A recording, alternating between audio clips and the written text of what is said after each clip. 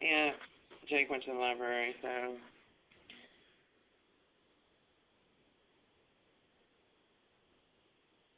I appreciate you being, I wish I could do more to help you. I know you're suffering. I just, sometimes all you can do is grin and bear it. I've been through worse, Yeah. so I'll get through it. It'll be all right. I mean, at least she's not dead. I got to look on the bright side. It could have been a whole lot worse this morning. Yeah. A whole lot worse. Oh, yeah. I mean, like I said, for about 10 minutes there, I thought. Yeah. Yeah, I had a hemorrhage, from my uterus back in the summer, and I had to go to the doctor. I thought I was dying, man. They're like, oh, you're fine. And I said, but it's, so much. They said, yeah, it's a lot of blood, but you're okay. Yeah.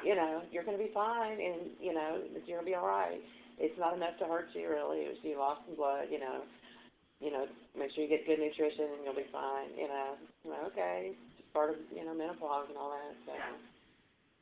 But still, it's scary when you don't know. Yeah, and they get all kinds of women coming in there like me, going through menopause that don't know, Yeah.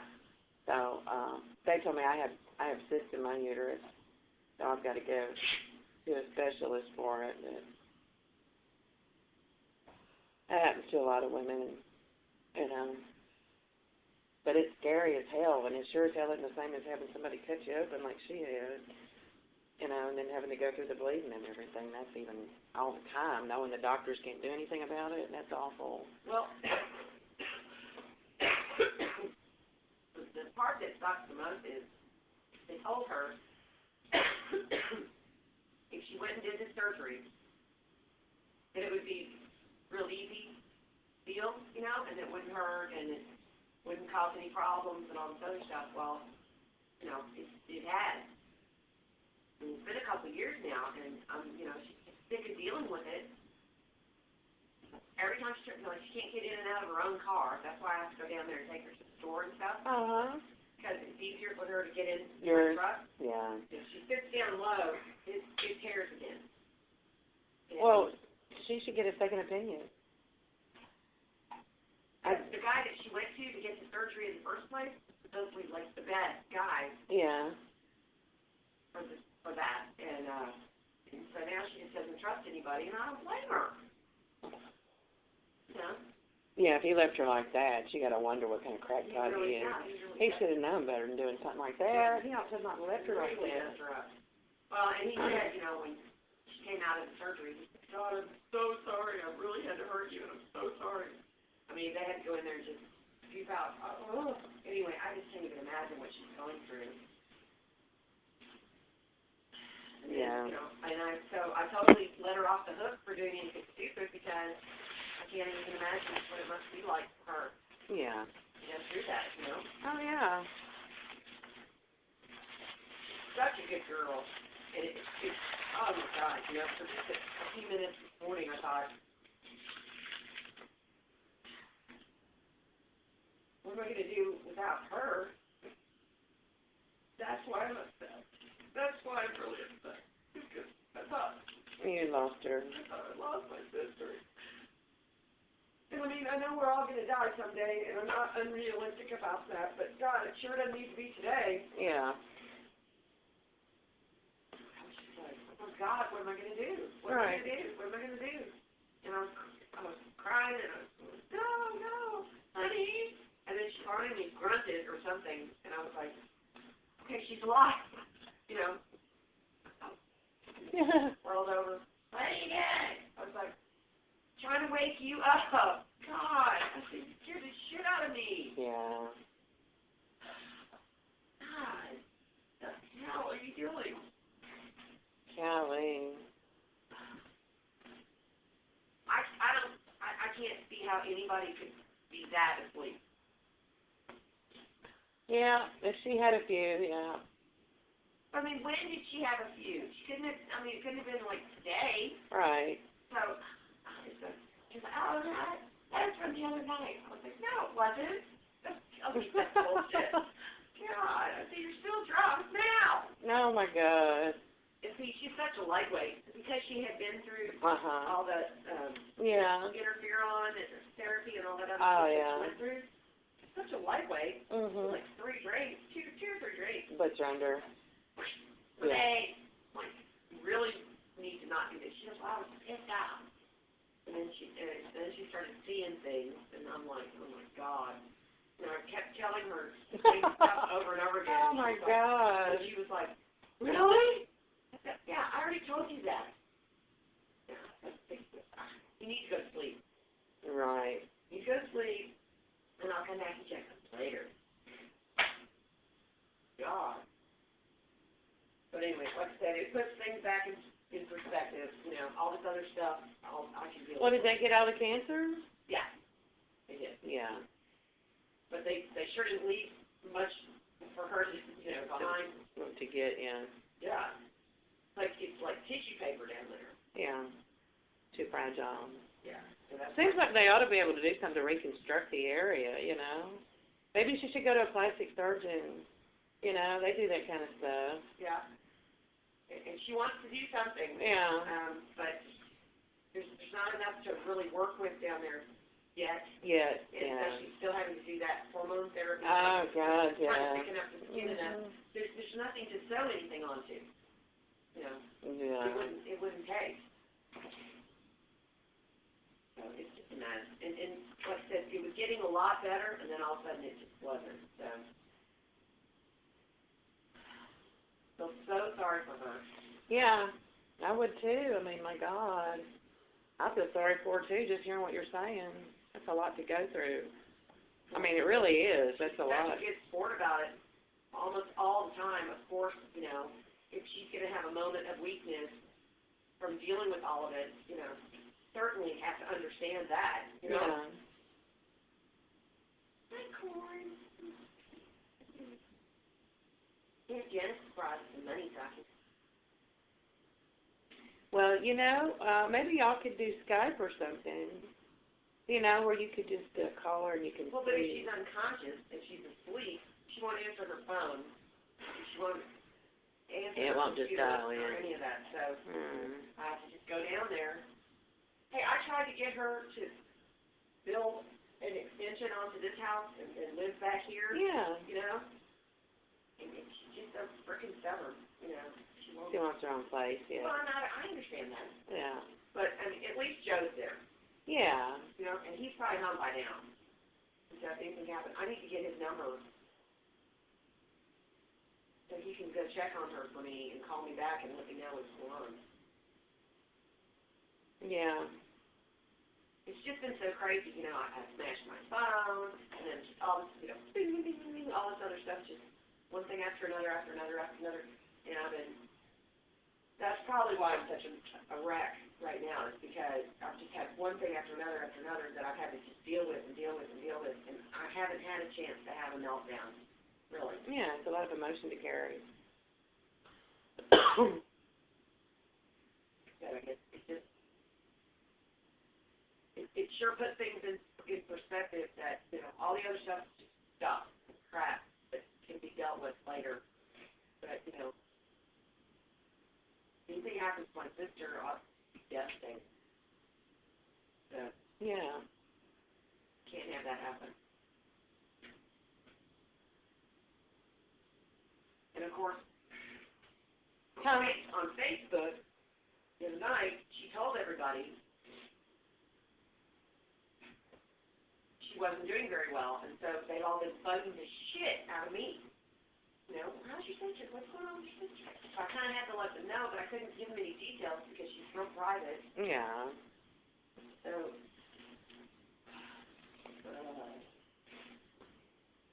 What is it, Corn?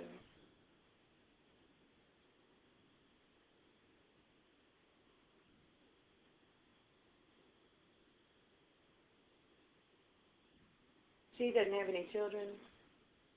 Your sister doesn't have children? she had a daughter that died. Oh, God. That's terrible. We was born dead. Ah. Yeah. Still. I had a miscarriage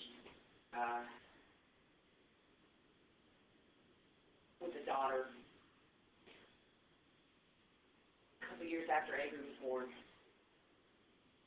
And, not fun. She died when she was about 5 months old. Oh, God. It was terrible. And I had her here in my house, in my bathroom, with my son in the other room. And then they came and investigated me to see if I did it on purpose. What? Yeah. Coroner's office. I said, we don't have another bedroom. You know, where are you going to put the baby? Like, are you serious? What happened was, That's nuts. I know. What happened was, on my birthday, which is January 27th, Uh-huh. I was about five months pregnant. Yeah. Yeah. Happy as hell about it. I was going to have a girl. Yeah. And it was all even perfect. Oh, yeah. I was just going to either put a wall in his room and cut it into 2 bedrooms. Yeah. That's what I need to do, you know. And I thought, well, I can baby in Avery's room for now. Yeah. And so I figured something out. I was going to redo this room or something like that. Yeah. I was going to figure it out. I would have figured it out. And then I had to go to the bathroom like really bad, okay, on my birthday. Mm. So I go like running to the bathroom, and I peed so hard that it broke the amniotic sac. Uh-huh. And so all the fluid ran. Yeah. So she couldn't finish developing. Yeah. And so she just kind of came on out naturally a couple weeks later. And they were going to fly me to New York and have this special surgeon go in and zip it up and, you know, Redo it. re-fluid. But it just, I think it was a blizzard or something, and it just didn't work out. And they tried to keep me at the hospital, and I was miserable at the hospital. And I really needed to be here working. So I'm in this hospital bed right here, working, and all of a sudden it starts hurting. It was on Valentine's Day. Nice, huh? I started cramping, and I ran to the bathroom, and, you know, you can imagine, it was, Oh, Lord. yeah, just horrible. And then they, like I said, they came here and asked me all these questions and accusing me of murdering my child. Well, she was only 5 months developed, right? And she would have made it. Yeah. And that's what the doctors kept telling me. They were like, well, if her lungs aren't developing, I mean, she won't be able to breathe on her own. Right. And there's really nothing you can do. You ought to go have an abortion. I thought, well, no, I'm not going to do that. Oh, God. I know. It was just a nightmare. That's terrible for them to say that to you. You know. When you're already, you know, in hell, wondering what to do, to have somebody say something shitty like that, and then to have them follow up and come back And then, like, and it was just, investigate me like I did it on purpose. why would they even think that? That's just strange. Well, you know, I guess there's just so many weirdos out there that do horrible things. Well, maybe they have to investigate every death. It's not natural. Yeah. Maybe that's probably all they do, you know. But still, Well, that seems like a natural death, though, to me. well, it was. I mean, You know, it broke. she's premature. I mean, you Not know. like I popped it or something. Yeah. I don't know what they were thinking. Anyway, that was a long time ago. Yeah, they probably just had to write a report up or something.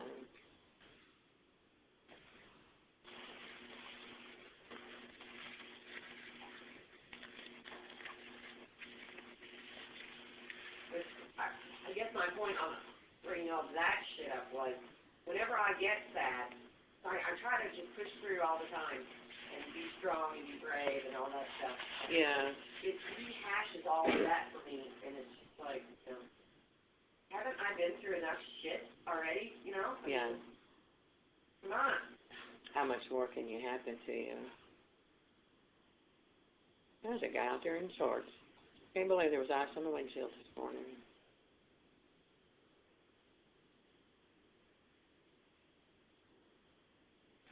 Sure. Vivian, $10,000 Well, sure, but it's turning tricks.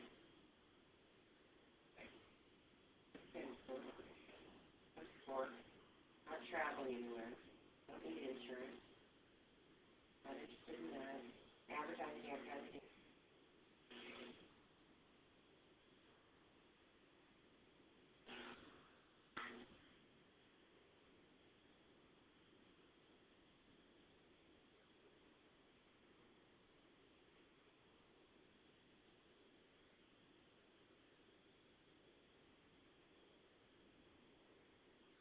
Yeah, Jake was premature. Just kidding. He's huge. I know. He was, they said when he was born that he was 6 to 8 weeks early. Wow. But then when I took him, after he was, I took him to LSU. Their NICU people there, they said he might have been maybe 3 weeks. That was it. If he was premature, they said he just showed no signs of being a premature infant at all. When I took him to the people here, and but he was born in California, and they said he was 6 to 8 weeks early. So I went from being clinically diagnosed as 6 to 8 weeks premature to no signs of prematurity at all. Is beyond my understanding, but I guess, whatever. He's a big kid. I don't know. I was thinking it must have been the California sun. That's all. I mean, his father is 5'11" and a half, and there's some big guys in my family.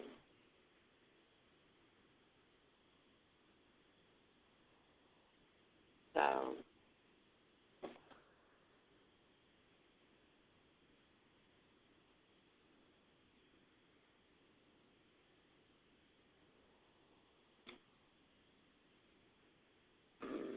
My mother was 5'6", I think.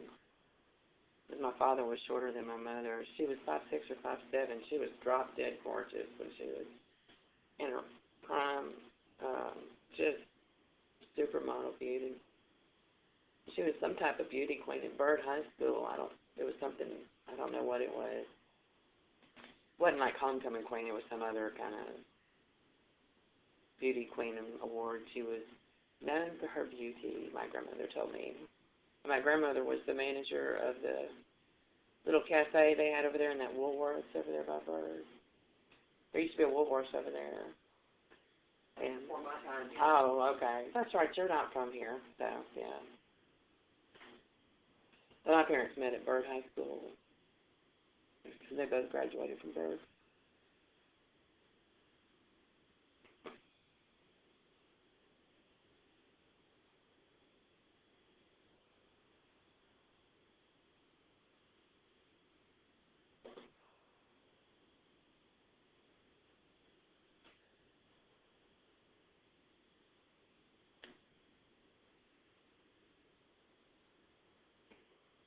I thought he would be a basketball player because when he was small, he used to play a lot of basketball when he was little. And he played baseball. He played on a couple of baseball teams, and he took a couple of gymnastics classes. Now it's all about video games, Did you talk to his dad? Oh, God, I hadn't talked to him since our divorce hearing last year.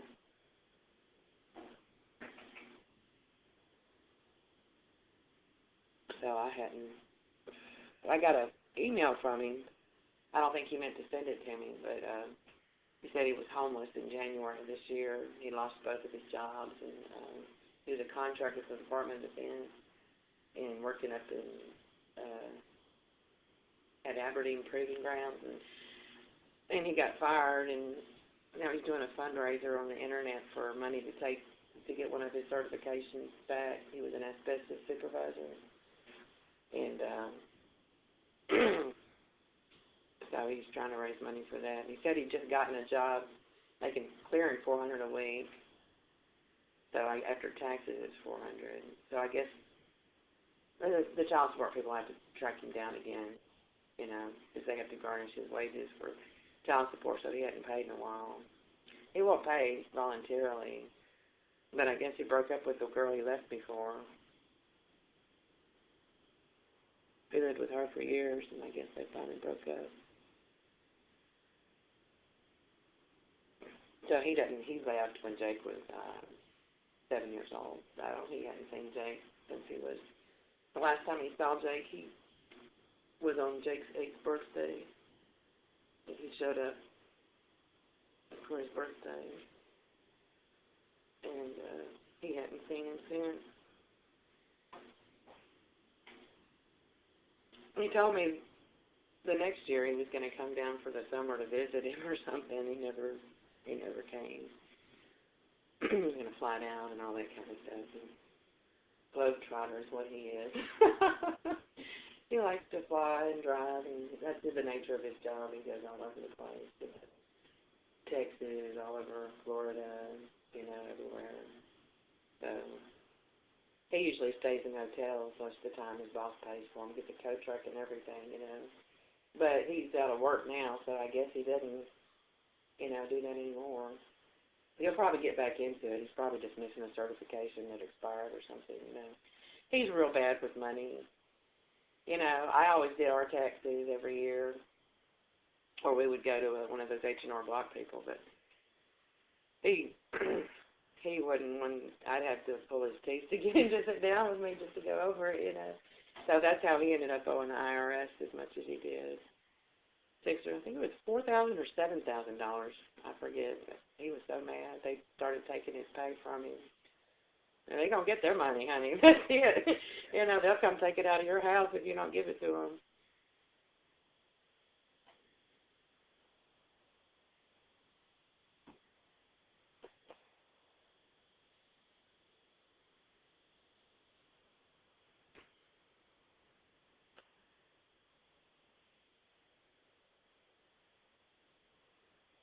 There was a big scandal about the IRS, too, if you remember. Yeah. Yeah, that was something else. I remember there was a bunch of waitresses that testified against these agents that were, raiding their houses and stuff, and they're just waitresses, They didn't have any money. It was so awful. It sounded so bad what they did to them. I couldn't believe it. They were also targeting all the conservatives, like all the Tea Party people. Oh, I didn't know that. Yeah. Oh, God, really? That's what that whole Lois Lerner thing is about. Okay. Lois Lerner is like the head of the IRS or whatever. Right. And all the Democrats, which really are liberals with progressive, leaning towards socialist things. Anyway, they were targeting all this. Anybody that had Tea Party or Patriot or American Patriot or any word like that in any of their names, yeah, that they were applying for tax credits and stuff like that, they were getting turned down. Okay. But they were letting all the progressives just fly right through the system and get all their tax credits. Yeah. And that's what the whole missing emails of Lois Lerner was about, them saying, well, you can go after those conservative people because, they're the ones with all the money. So, golly. it's a mess. That's terrible. People have to go through stuff like that. Well, there's a guy named, you probably never heard of him. His name is Dinesh Oh, really? D'Souza. Uh-huh. And he wrote a book about Obama and what the real deal is with him, and that I know you think I'm a conspiracy theorist, but I mean, really, yeah. think about it. If it all follows back down, it comes back to the money. Yeah. Right? And who has all the money? Saudi Arabia. All the big oil guys over in Saudi Arabia have all the money. Right. And they paid for Obama's school and everything, and his, for him to go to law school and get his lawyer's degree or whatever. Oh, they did? I didn't know that. Well, that's the theory. Who knows what to believe, really. But, anyway, this guy, Dinesh D'Souza, did not an autobiography, but he wrote a book about and followed back the money to the Saudi Arabian people, and that they had funded Obama and his campaign. They paid, campaign contributions and all that stuff so that they could have somebody that they could control over here so that they could keep making all the top dollar and the oil money and everything. Okay. And another person that's in the mix is Warren Buffett. Oh, yeah? Yeah, because he owns all the railroads. He's rich as hell. He's rich as hell. But he would lose $2 billion a year, every year, if they put that pipeline in. So that's why Obama vetoed the pipeline. Even though it would bring a bunch of jobs and everything, it would be good for America. Yeah. It would cut back on Warren Buffett. Well, they figured out that Warren Buffett was a huge contributor to Obama's presidential campaign because he wanted to be able to pull the strings and say, I don't want that pipeline. That's going to cost me $2 billion a year. Yeah. So, I mean, who knows? I mean, they're all corrupt, Republicans and Democrats. But, I mean, there's a few that are okay. Most of them are totally corrupt. They're bought off and paid for. Hillary Clinton's the worst. She's the worst one. She's, like, totally getting money from, like, our enemies over in the Middle East. She's getting money from them. And she just got busted, though. So she probably won't run for president. What'd she get busted for? Another conspiracy? When she was Secretary of State, she was supposed to use only government-approved email. Okay. Server? Right. Okay, well, she wasn't doing it that way. She was using her own private email. Okay. And she was, like, putting sensitive government... In her own private email? Yeah. Ooh, that's bad. Yeah, because the servers are not protected. They're not protected. Yeah. So she had her, like, her secret service people guarding her house to make sure they couldn't get in there to find out that she was doing her own email for Secretary of State on her private email. Why would she do something so stupid? Because she didn't want the government to know what she was doing. Well, they could find out if they wanted to. Well, they're finding out right now. Trey Gowdy is investigating her for all the Benghazi stuff. Okay. You know, when the 4 people got killed over there in Libya, and she was in charge at that point. Yeah. And supposedly there was, like, some emails going back and forth that really? unsavory. Yeah. They were running guns in Syria. Really? Yeah. They were getting money from the Syrian government. Again, supposedly. Yeah. Who knows who to believe. Right. But in some of these emails, it appears that there's some evidence that she was actually getting money from the Syrian government. And that they were running guns over there through Benghazi, through Libya. Yeah. That would eventually get to Syria. Yeah. And that the Syrian terrorist organization is the one that's funding, like, ISIS and all these other terrorist stuff. I wouldn't put any of it past any of them. I'm not saying I would swear in a court, you know. Yeah, it's just what you know. But I wouldn't put it past them. Shoot. I mean, they're all just so greedy. And what really freaks me out is, when do you have enough money? I mean, if you're, like, the richest guy in the world, and you're worried about making more money, right? When's enough? You can't take it with you when you go. There's no luggage rack on a hearse, you know. You're not taking any of it with you, I guess. You know, maybe worried about his grandkids or something. But I think it's more the game. When you get past a certain point of money, I think it's more like just playing the game. What you can get away with and everything. I guess. I mean, and Hillary Clinton was saying that when she and Bill, after he was president, after they got out of the White House, that they were broke. And it turns out that she was worth like $230 million. They weren't broke. They had like 8 houses. How can you say you're broke when you have 8 houses? No kidding. That's unbelievable. And most people don't know any of that because the other guy that's in the mix, George Soros, who used to work for, like, the Nazis or whatever, like 100 years old, he owns all the media. Yeah. He owns ABC and CNN and NBC and all that. Yeah, I've heard his name a lot. Yeah, you were telling me about him being involved with the Jews. Yeah. I think they're all in bed together. And, you know, maybe we're no worse off with Obama than we were with Bush. Who knows? Right. Who knows who's really pulling these things? But I know it comes down to money. It always comes down to money. Yeah. Why? You know, I was really all up in there with it for a long time there, you know. And finally I just said, you know what? I'm going to focus on my kids and my job and my house and my life. Yeah. And I don't have time for all that anymore. Life's going by too quick. You know? Well, yeah. I mean, because a lot of times it is as bad as it looks, you know. Well, and, you know, I for one thing, that the pendulum will swing in the other direction, too.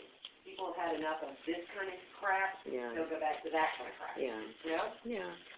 I just hope they find somebody decent to be president next time. I don't care if he's black or purple or a zebra, or I don't care. As long as he's a decent guy with Yeah. integrity. Well, if what you're saying is true about Hillary, she won't make it for sure.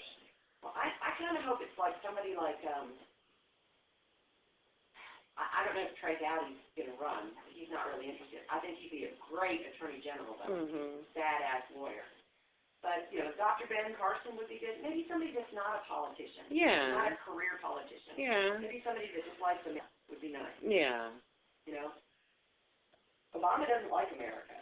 He was, like I told you before, he's a red diaper baby. He was brought up, all the people in his circle are anti-American. They don't like the fact that America thinks it's an exceptional country and it's a beacon of hope in a world of darkness. You know, they don't like that. They think we've been the bad guys all along and that we should suffer. And that's why when his whole slogan was, he's going to change America, right? Mhm. That's what he's doing. Changing America. Oh, golly. He doesn't want us to be all, he doesn't like capitalism. That goes against the way he was raised, his thinking. Yeah. Anyway. Well, like I said, who knows who's worse, who's better, or whatever, and you can't believe anything anybody tells you, so. Well, it sounds like there's a lot to think about. I don't know. All I know is puppies are awfully cute. As long as I can keep going here, I guess I'm all right, and the rest of it doesn't really matter. Yeah. Right. You do what you can in your little corner of the world. That's right.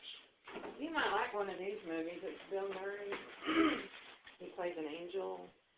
St. Vincent, I think. He plays an angel or something like that. Okay. And this is Mockingjay. I know you don't like Catching Fire, but, this is from Hunger Games. It's the last one. Oh, okay. It's not that I don't like it, I've just never seen it. Uh-huh. I didn't see it. Oh, this is just the last one. From the Hunger Games series, you know. So anyway, I think Jake will probably come home and watch them too, or whatever, if you want to watch them. So you're 5 to midnight? Yep. 5 to midnight. God, I'm so sick of these dope heads coming in the store. They come in just reeking of marijuana. It's so disgusting. Nice. Well, I'll see you later. All right, well, have a good night at work. Okay, well, hang in there. You'll make it. I know. It'll be all right. Yeah, bye. Bye.